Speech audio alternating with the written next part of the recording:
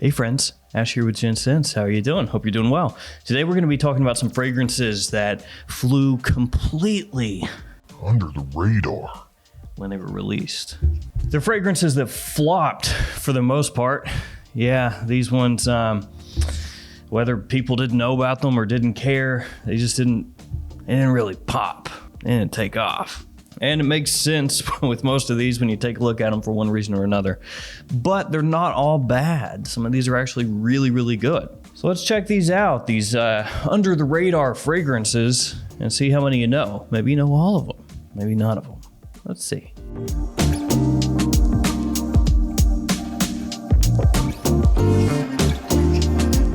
Okay, where should we start?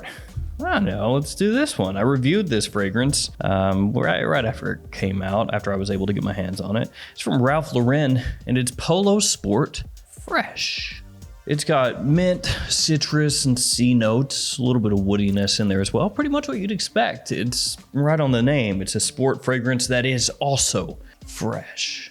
Not that sport fragrances typically aren't fresh, because they typically are, but they just really want to drive that home with this, and then they gave it the nice clean white bottle as well.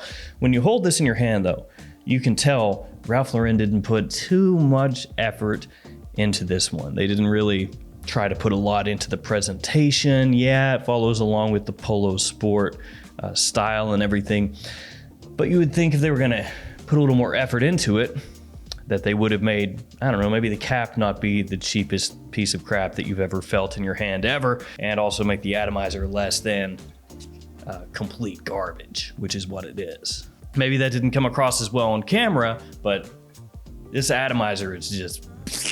And as far as advertising goes, apparently Ralph Lauren said, yeah, how about none? Yeah, that's how much advertising we would like for this, thank you. So it's just sort of this random flanker that came out, and it's not that Polo Sport is completely unknown. Lots of guys wore Polo Sport. But this flanker, they just kind of crapped it out there and said, nah, heck with it, man, who cares?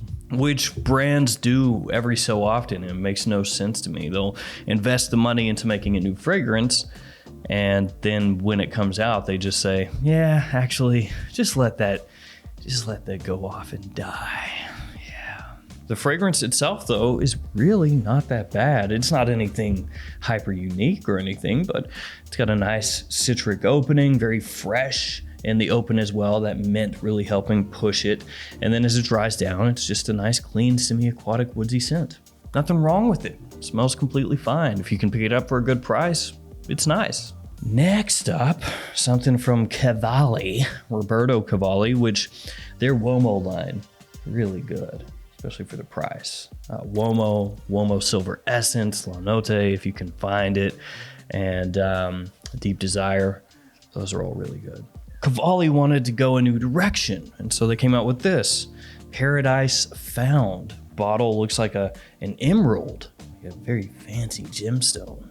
And yet, nobody really seemed to care about this. Did a first impression on this when it first came out, and nobody was really interested, and I've seen next to nothing on it since. Now, one of the issues with this fragrance is that it is a green fragrance. Now, some of you out there may say, well, what does that matter? Well, believe it or not, fragrances that guys are buying nowadays, green fragrances are toward the bottom of that list of what people want. Now, I myself, I love a green fragrance. Love green scents, but especially for people that are more casually into fragrances or just starting to get into them, green fragrances are not what they're looking for. I know, maybe you would think, that doesn't make sense, and yet I cannot tell you how many emails over the years I've gotten from people where they say, I don't like green fragrances, like they work it into the email somehow. I'm just getting into fragrances. Except green ones. Now, obviously, that's not the only reason that this didn't take off. Cavalli is not a very big brand when you compare it to stuff like Versace, Armani, Chanel, Dior, Yves Saint Laurent, Gucci, Dolce & Gabbana. It's not at that level. Now, the scent itself is pretty nice, but it's definitely not something where I would smell it and think, oh yeah, wait until the guys get a whiff of this. They're gonna go crazy. It's more so, yeah, a lot of people are not gonna like that. Not that it's super off-putting. It's just not what the market, I guess, is going for. I like it though. Paradise Found, pretty good. Insanely good? Nah, but pretty good. Now this next one is probably the most well-known out of everything in this list, and it's from Armani. It's Code Alist. Now nowadays, when Armani comes out with a new Code flanker, generally people are pretty hyped up. Code Absolute, Absolute Gold, Profumo, even Code Eau de Parfum. People really dug that. But when Alist came out, most people just kind of shrugged and said, no thanks. It's got Tonka, Gaiac, Lavender, and Green Mandarin, and you can't really tie this in with those Code flankers I mentioned before, because you can almost draw this line from like Code to Code Ultimate, which is discontinued now, to Code Profumo, Absolute, Absolute Gold. Those all kind of fall in together, and then Code Eau de Parfum, much closer to the original Code Eau de Toilette. Code A-List for me is like this fresher take on the original Code's DNA. So it's not quite like Code Colonia. This is a little darker than that, but still, especially in the opening, much fresher, much livelier. People kind of hated on this when it first came out. It didn't really get this groundswell of support. I mean, if it did, it wouldn't be on this list, but yeah, it just didn't really seem to take off. People didn't really dig what it was doing. And yet, I think it's really nice. It fits in with the rest of the Code fragrances. And if you're a big fan of Code in general, Armani Code, I think it's worth checking out. It might be better than you're expecting if you've never smelled it. This next fragrance, I would say quality-wise, is toward the top of all of these. It'd be like this one, and then maybe the Cavalli and the Armani kind of at the top, those three, and then the other four beneath that. But it's Brioi Eau de Parfum. Pretty simple presentation, just has this little tag on the front like you would find on the inside of a suit jacket, and then you have a little magnetic cap. It's got violet, ozonic notes, cedar, and tonka. Violet being one of the most prominent notes in the fragrance. You pick it up pretty much right away. Some people have compared this to Dior Fahrenheit. It doesn't really smell like Fahrenheit. It doesn't have that petrol vibe. It does have violet, just like Fahrenheit has violet, but it doesn't come across as pungent and Brioi. And other people have compared it to Gucci Pour Homme 2.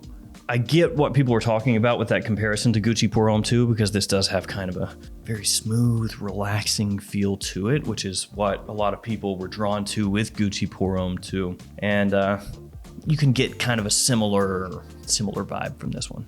With this fragrance, obviously the name is going to hurt it. Brioi, just like with Cavalli, not a huge name in comparison to a lot of these other big houses. So that's gonna, give it a little ding, a zonk.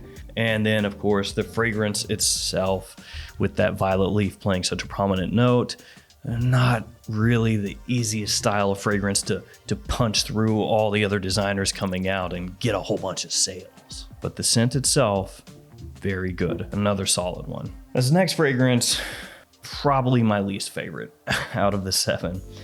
It's from Montblanc, and it's Individuel Tonic. Now this one, like Starwalker Extreme, just came out of nowhere.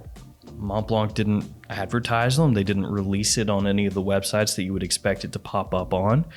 It just was, like, snapped into existence. So if you look on Fragrantica, they don't have it. If you look on Parfumo, they don't have it. It's popped up at some different discounters. I got mine actually from one up in Canada. And it was very random just to have this flanker of Individuel pop up so many years after the original came out with no flankers to that one. They just randomly decided, okay, yeah, just go ahead and drop that one down the pipe, just Individuel Tonic. Now, this one didn't fly under the radar as much as some of the others. When this came out, and I did a video on it, and some other people did videos on it as well, people were interested, to see what was going on. But the brand itself doesn't seem like they have a lot of confidence in it. And that makes sense, because it's not a very good fragrance. It is green, so, similar issues to the Cavalli. And you can tell by looking at the bottle, it kind of matches my shirt to an extent. But like I said, I like green fragrances. That's not a detriment to me. I love them, in fact. But that one has a cheapness to it. It's got this kind of, not necessarily hairspray, but it has that, that chemical tinge on the top of the note. So when you smell it, it hits your nose, it almost makes your nose hairs like, I don't know, it's like breathing in white noise or something. It's not super pleasant. So individual Tonic under the radar, but because of the house. This one is more so just the house itself kind of going off a hill, off a cliff, not even a hill. It's Dunhill driven eau de parfum. So Dunhill has not stopped making fragrances, obviously, but people have stopped caring about the fragrances that they make. Dunhill for the longest time was considered a very cheap designer house, that the fragrances they put out were kind of subpar. And then they came out with Icon. The first Icon had a nice bottle, really heavy in the hand, looked like it had a lot of money put into the development of it. The fragrance itself was nice, it was classy, it was versatile, performance was good. And then the flankers started coming. Some were better than others, but long term, it looked like a stock graph that was going downhill.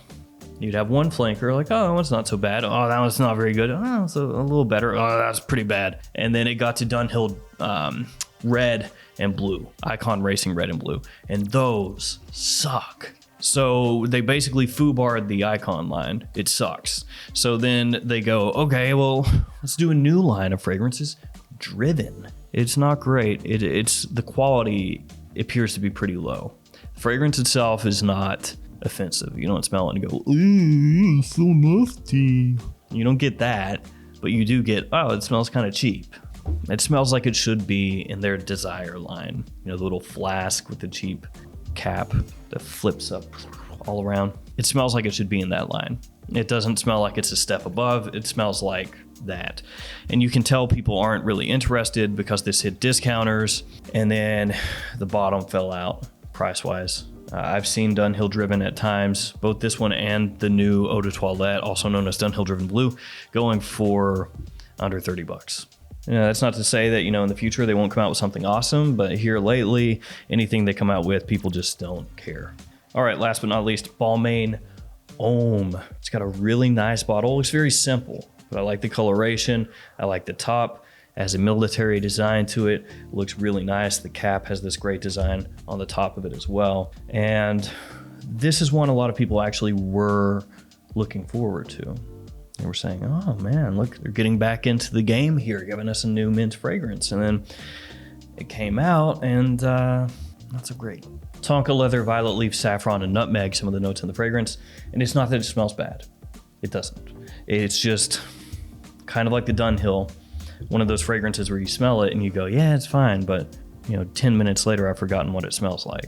Tonka forward, the leather is nondescript. The violet leaf kind of just is, it's just nothing to be excited about. Now, again, smells fine. Smells completely fine. Very, very usable on a day-to-day basis. Good versatility.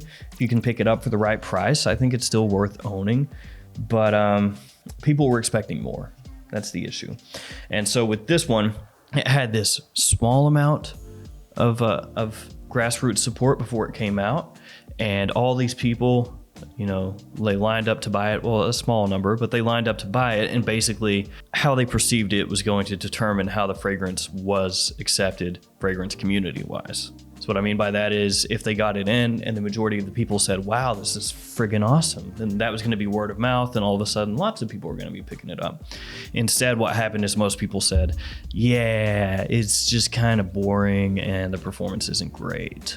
And that just killed it. Because similar to some of the other ones here, not a huge name in the fragrance world. And so you kind of have to bring your A game, to compete with all the big dogs. And if you don't, you're going to get smashed and forgotten about. And that's what happened here.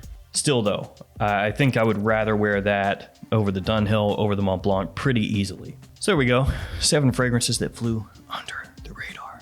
Which ones of these did you know about? Which ones did you not know about? And have you smelled any of them? Let me know. As always, guys, thanks for hanging with me. Thanks for all your support. Stay safe out there, and I'll see you tomorrow with another fragrance video. See you later.